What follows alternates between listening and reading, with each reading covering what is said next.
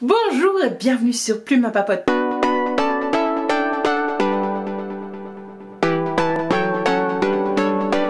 Dans cette nouvelle vidéo, on va s'attarder, oui, et s'intéresser à 4 lectures récentes pour moi et qui sont en fait des romances, d'où le titre de cette vidéo, romance à gogo. J'aimerais tout d'abord vous parler d'une romance dans laquelle je croyais mais pas non plus énormément et qui en fait m'a beaucoup plu. Donc on va commencer par du très bon livre, de la très bonne fiction avec Nola Forever de Fabien Fernandez, donc chez Electrogène, donc dans la collection Girlstream. Vous savez, c'est cette superbe collection avec les éditions, les tranches sont colorées. Ici donc c'est du doré. Je trouvais le livre très beau et je me devais de l'acheter parce que Nola en fait fait référence à la Nouvelle-Orléans, ville que j'ai adoré visiter il y a 3 ans déjà aux États-Unis, donc bien entendu, et d'ailleurs j'ai appelé mon chat Nola en l'honneur de cette ville et de ce road trip que j'y ai fait. Alors de quoi ça parle Nola Forever? Nola Forever. C'est en fait une réécriture de Roméo et Juliette, sauce moderne, hein, à la Nouvelle-Orléans.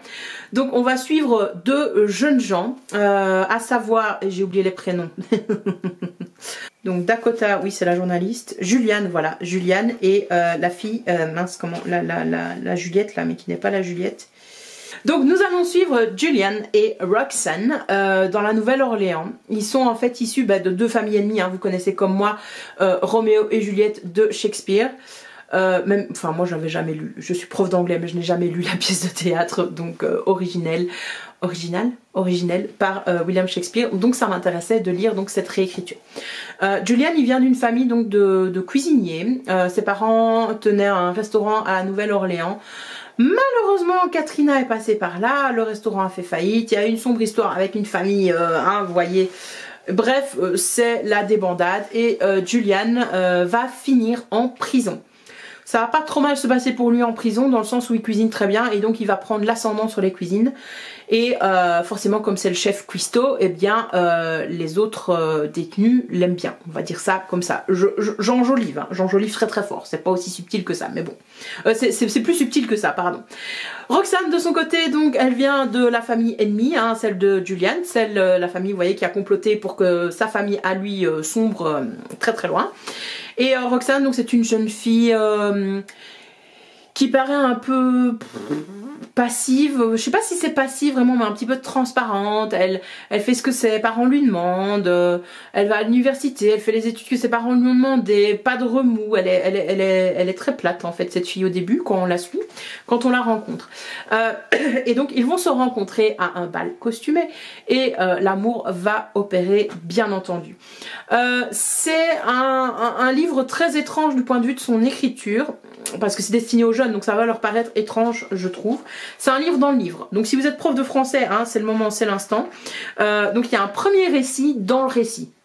Et ce premier récit en fait soi-disant nous est raconté par Dakota, pseudo, prénom d'emprunt, qui est journaliste et qui veut en fait mettre en lumière ce qui s'est passé. Parce qu'on sait tous hein, comment ça se termine, Roméo et Juliette, j'espère ne pas faire de gros spoilers, mais donc à la fin ils meurent, hein. Donc ils meurent tous les deux et donc elle fait une enquête pour le journal. Alors elle sait qu'elle ne va pas être publiée dans le journal, mais elle veut mettre à jour ce qui s'est réellement passé et qui sont les responsables réels de la mort de Julian et Roxanne. Donc son enquête va la mener à rencontrer des témoins, etc. et à tomber sur des vidéos que Julian a enregistrées ainsi que Roxanne qui lui sont parvenues par on ne sait pas trop qui. Donc voilà, c'est une enquête dans l'enquête. Et puis à la fin, donc vous allez voir que la typographie change. Donc ici on a donc le récit dans le récit. Et puis à la fin, vous voyez que c'est plus la même police. Alors ne lisez pas trop près parce que je suis vraiment à la fin. Et donc vous pourriez avoir des comment on dit, des spoilers. Voilà. Ça c'est pour le résumé, je vais pas aller plus loin, je pense que je vous en ai déjà trop dit, mais bon, en même temps, on connaît tous Roméo et Juliette. J'ai apprécié énormément d'éléments dans cet ouvrage. Tout d'abord l'édition. Voilà, c'est un très bel objet livre, que j'ai beaucoup apprécié la couverture. On voit tout de suite que Julian est noire et Roxane, elle, est blanche. Elle est de dos, hein, mais on voit qu'elle est blanche. Elle n'a pas une coupe afro, etc.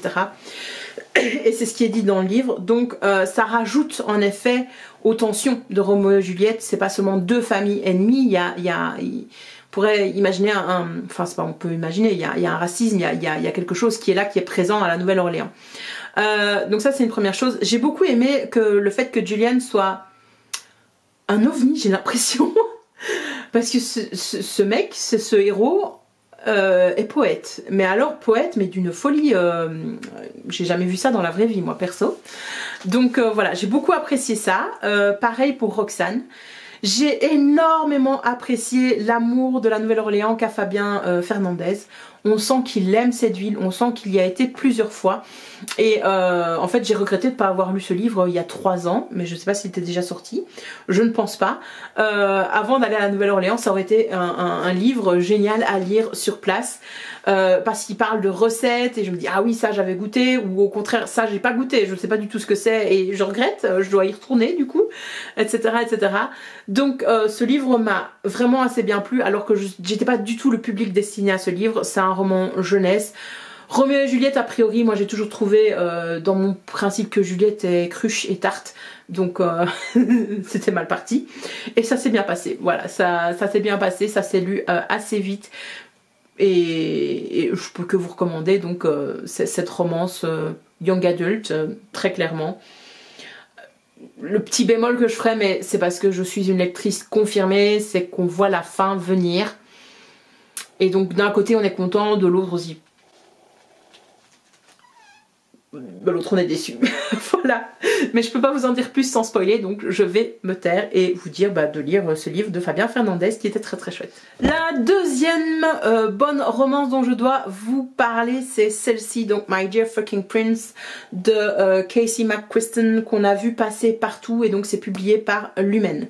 Alors j'ai plusieurs choses à dire sur cette romance. C'est un bilan positif, mais ça n'a pas été un long fleuve tranquille cette lecture. Voilà, soyez tout de suite avertis. Donc pour la petite histoire, Ludo l'avait reçu, il l'a reçu en service presse, moi j'étais dégoûtée, donc il l'a acheté, je sais plus, enfin bref, il l'avait, tout le monde l'avait sur Booktube sauf moi.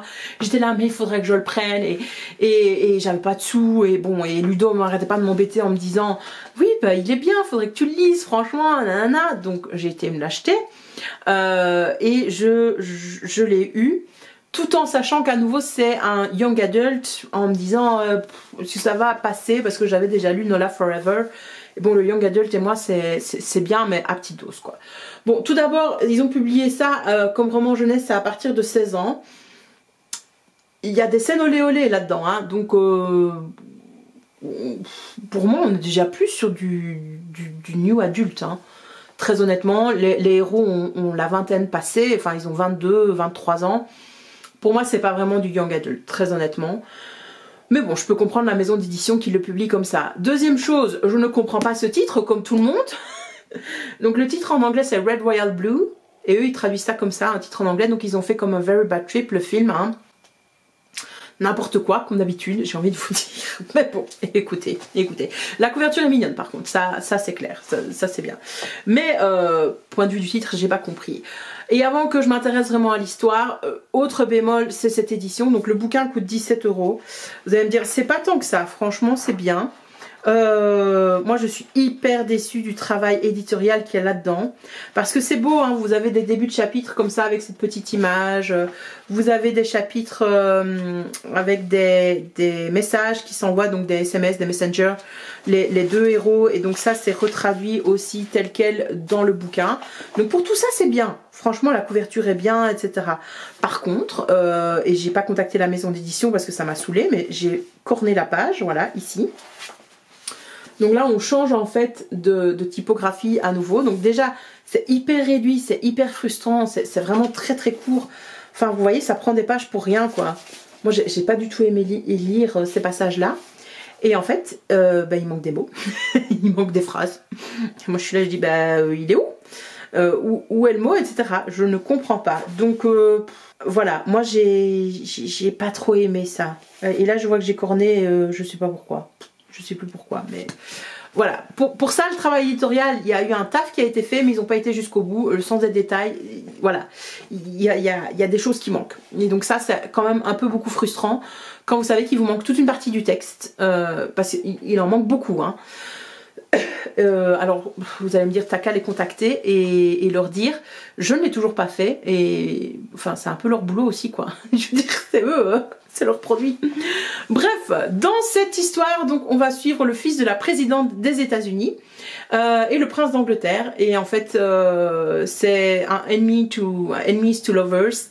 Donc ils s'apprécient pas, et puis en fait ils vont être forcés de s'apprécier parce que lors du mariage de je ne sais plus qui, ils se retrouvent tous les deux dans la pièce montée après une bagarre et des mots très vifs échangés, et donc ça ne passe pas. Donc il y a toute une opération de communication qui va se mettre en place pour montrer qu'en fait ils sont amis.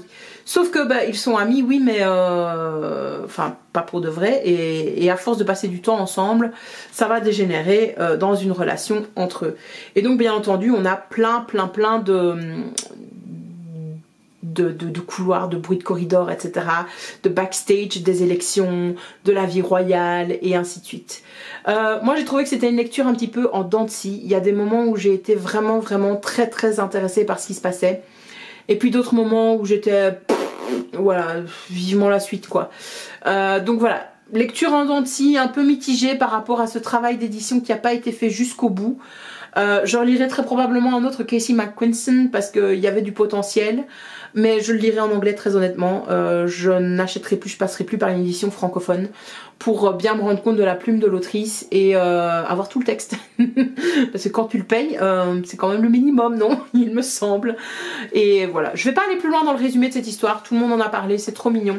C'est dans la même lignée que Young Royals sur Netflix, la série. Et moi c'est pour ça, parce que j'avais regardé Young Royals, que j'avais envie de lire ce livre, qui va être adapté je pense d'ailleurs par Netflix, ou par une autre, enfin ça va être adapté en série, et je regarderai parce que les deux personnages sont assez sympas. Mais voilà, j'avais un petit peu de mal, j'avais un petit décalage moi avec les héros personnellement, parce que je suis plus loin dans ma vie, etc. Donc c'est distrayant. En fait c'est typiquement une lecture d'été de plage, vous voyez, c'est pas... Voilà, c'était bien. C'était bien. J'en ai presque eu pour mon argent Lumène. Presque. Les deux prochaines romances, donc je ne sais pas vous les montrer parce que je les ai lues en numérique. Donc la première c'est dans le thème de la saison, c'est un Noël au bord du lac de je ne sais plus qui, mais je vous mets la couverture ici et les informations ci-dessous. Un Noël au bord du lac, j'en ai beaucoup parlé en story sur Instagram, c'était bien. Mais voilà, il y a eu des passages très chouettes avec par exemple le tricot et ainsi de suite, tout ça c'était vraiment je trouve très motivant à lire et très passionnant. Et puis d'autres moments où ça va trop vite, le soufflet retombe et en même temps c'est lent, et donc voilà, je sais pas, c'est une romance de Noël qui était sympa mais sans plus. Voilà, si vous savez vous la procurer en promo, allez-y, foncez. Si vous devez la payer prix plein, réfléchissez-y. Voilà ce que j'ai envie de vous dire. Maintenant, c'est quoi l'histoire? Eh bien c'est la même histoire que dans les romances de Noël, vous le savez, qui passent à la télé en ce moment. Nous suivons donc une jeune femme qui a sa petite boutique de laine et de tricot, etc. Qui est maman solo d'un petit garçon vraiment trop mignon. Et elle adore cette boutique de laine, etc. Mais un jour elle reçoit le courrier d'un avocat qui lui indique qu'en fait elle a hérité d'un chalet en Suisse. Donc elle va aller là-bas avec son fils pendant les fêtes de fin d'année afin de voir un petit peu le potentiel du chalet, ce qu'elle va en faire, etc. Le but étant de le vendre et d'en tirer un bon prix. Alors c'est catastrophe sur catastrophe, son arrivée dans le chalet, elle n'arrive pas à démarrer le feu, ils sont trempés, leurs valises roulent pas dans la neige parce qu'ils sont arrivés en bus, enfin bref vous voyez la catastrophe à la comédie, c'est la catastrophe annoncée.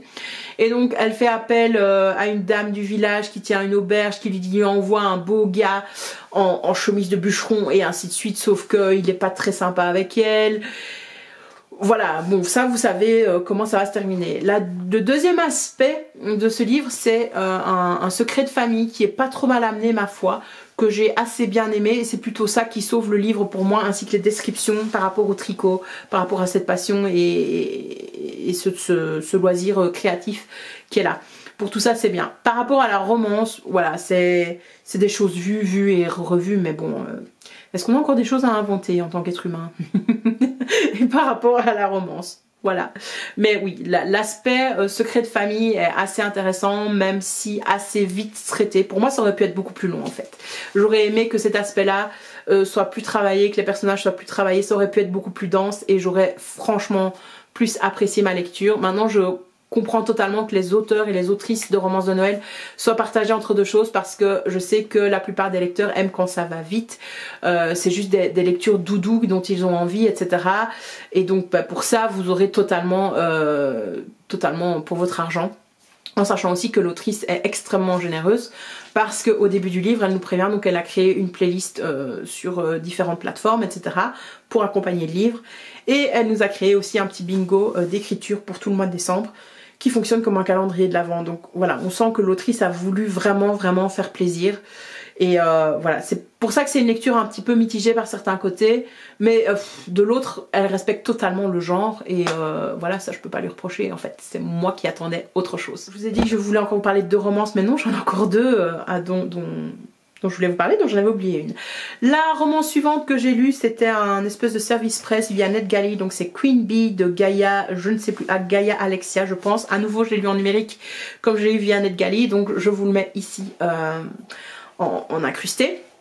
La couverture est très belle de ce que je vois en numérique. Donc je trouve que les éditions Hugo ici ont fait un beau travail éditorial. Alors c'est clairement une romance qui ne l'a pas fait du tout avec moi. C'était un petit peu une catastrophe annoncée. Mais j'avais envie de lire des choses légères et donc je l'ai demandé via NetGalley. Il me dit ouais, ça a l'air sympa Queen Bee. En plus les abeilles, l'apiculture, moi j'aime bien tout ça. Il n'y a pas du tout d'apiculture là-dedans, d'accord? Donc ôtez-vous cette idée de la tête. Moi c'est ça qui m'a mis un petit peu dedans. Donc dans cette histoire on va suivre donc Queen Bee, la reine des abeilles, qui est une influenceuse parisienne avec énormément d'abonnés. Alors elle semble avoir une vie de rêve sur les réseaux sociaux. Bon, en fait sa vie c'est le bazar complet. Elle ne parle plus à son père, elle est endettée, elle ne sait pas trop où vivre, etc. Enfin bref, franchement c'est la galère internationale sa vie. Et elle reçoit en fait le courrier d'une voisine de son père qui lui indique qu'en fait son père est décédé et elle n'était pas au courant. Donc elle va vouloir revenir dans son village natal, sauf qu'elle se décide alors qu'elle est complètement saoule après une soirée d'influenceurs. Donc s'ensuit une course-poursuite dans le village, dans les rues du village et dans le cimetière du village avec un gendarme parce qu'elle est en train de saccager en fait les biens publics, elle fait pipi sur une tombe, enfin bref, c'est une catastrophe ambulante cette fille quoi, vous voyez le genre. Et ça va être cette histoire donc de comprendre ce qui s'est passé, de pourquoi son père l'a reniée, parce que en fait elle se rend compte que pour son père elle était morte et donc il y a une pierre tombale à son nom. Désolée pour la luminosité qui est changeante, mais la nuit est en train de tomber. Voilà, d'où cette qualité de vidéo pourrie, encore pire que d'habitude. Bref, avant d'être interrompue par ma batterie et par la nuit, je vous expliquais donc que dans Queen Bee on suivait Johanna. Et forcément Johanna qui est cette reine des influenceuses, la reine abeille donc Queen Bee, c'est difficile de l'aimer en fait parce qu'elle représente plein de choses qui moi sont très loin de mes valeurs. Elle est très futile, puérile, vraiment en surface. Alors il y a des couches, il y a des profondeurs, hein. Le personnage a été construit et créé, mais forcément moi j'ai eu beaucoup de mal à m'attacher à elle et d'ailleurs je ne me suis pas du tout attachée à elle. Henri, son futur amoureux, sauve un peu la situation, mais pas que. Moi j'avais vu venir de très loin l'intrigue, dire voilà ce qui s'est passé, voilà quel est son problème et pourquoi il est si blessé et pourquoi ça va pas. Donc voilà, cette rencontre entre ces deux extrêmes, ces deux opposés aurait pu être très mignonne, mais le fait est que Johanna était difficilement aimable, j'ai envie de vous dire, en tant que lectrice. Et deuxièmement, c'est ce que j'expliquais au moment de la lecture commune avec Ludo, j'avais l'impression que d'un côté l'action avançait très vite, alors que on prenait énormément de temps. Il y avait une espèce de dissonance entre le temps de la fiction et le temps de la narration. Je ne sais pas comment l'expliquer autrement, mais pour moi il y avait vraiment une confusion de ce point de vue là, c'était à la fois très lent et très rapide. et donc ça ne l'a pas trop fait. La dernière romance dont je souhaite vous parler, je l'ai terminée hier, c'est une nouvelle de Charlie Reinhardt qui est sortie pour Noël. Moi je vous la recommande plus. Donc c'est Mon meilleur ami, son mariage et sa sœur, quelque chose dans le genre, le titre. En tout cas je vous remets la couverture ici comme d'habitude. Donc c'est une petite nouvelle FF, donc une relation entre femmes. Ici on va suivre Lola, qui est flic à Paris, à la crime, non pas à la crime justement, à la brigade des mœurs. Et elle revient dans sa petite bourgade natale qu'elle a quittée quand elle avait 16-15 ans, 15-16 ans, bref, en totale opposition avec, avec sa famille, on va dire ça comme ça. Et elle revient donc pour le mariage de son meilleur ami, Fred, qui va se marier, et donc elle va être la témoin du mariage. Elle est revenue un jour plus tôt que prévu et donc elle n'a nulle part où aller, donc elle va à l'hôtel et elle est dans un café en train de boire un verre quand une femme apparaît dans ce café et vient la draguer.